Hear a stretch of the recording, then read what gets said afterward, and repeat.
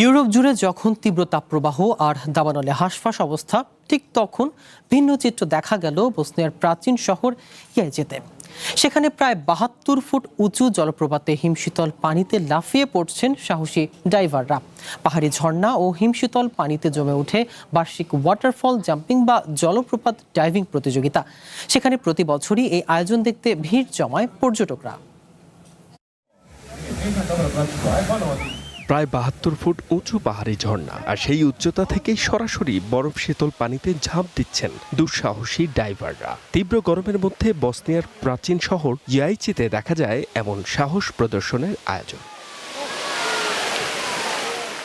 ইউরোপের বিভিন্ন জায়গায় এখন দাবানল আর তাপপ্রবাহ চলছে, কিন্তু ইয়াইচের এই সুন্দর জলপ্রপাতে আবহাওয়া চমৎকার ঠান্ডা। প্রচণ্ড গরম থেকে বাঁচতেই সেখানকার পরিবেশ উপভোগ করতে ছুটে যান পর্যটকরা।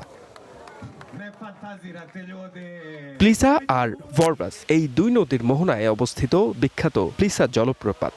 সেখানে প্রতি বছর আয়োজন করা হয় এই প্রতিযোগিতা, যা দেখতে ভিড় জমান দর্শনার্থীরা। গরমের দিনে পাহাড়ি এই হিমশীতল পানির ছোঁয়া যেন এক ভিন্ন আনন্দ উপভোগের সুযোগ।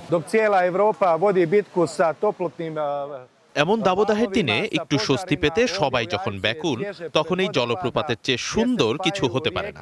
এই অপূর্ব সৌন্দর্য আর শীতল অনুভূতি নিজে না দেখলে বলে বোঝানো যাবে না। কেবল পর্যটকদের জন্যই নয়, বিশ্বসেরা ডাইভারদের কাছেও নিখুঁত ডাইভিংয়ের জন্য এই উঁচু জলপ্রপাতটি বেশ জনপ্রিয়। ডাইভিং প্রতিযোগিতার এই আসরে এবার সেরার মুকুট ছিনিয়ে নিয়েছেন বসনিয়ার ইগোর আর্সেনিক।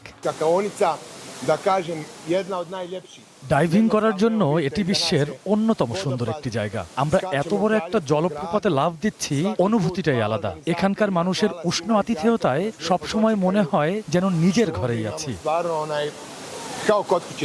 ভয়কে জয় করার আনন্দ আর তীব্র গরমে এক চিলতে শীতল পরশ, সব মিলিয়ে বসনিয়ার এই জলপ্রপাত এখন দুঃসাহসী ক্রীড়াপ্রেমী ও ভ্রমণ পিপাসুদের এক অনন্য মিলন মেলা।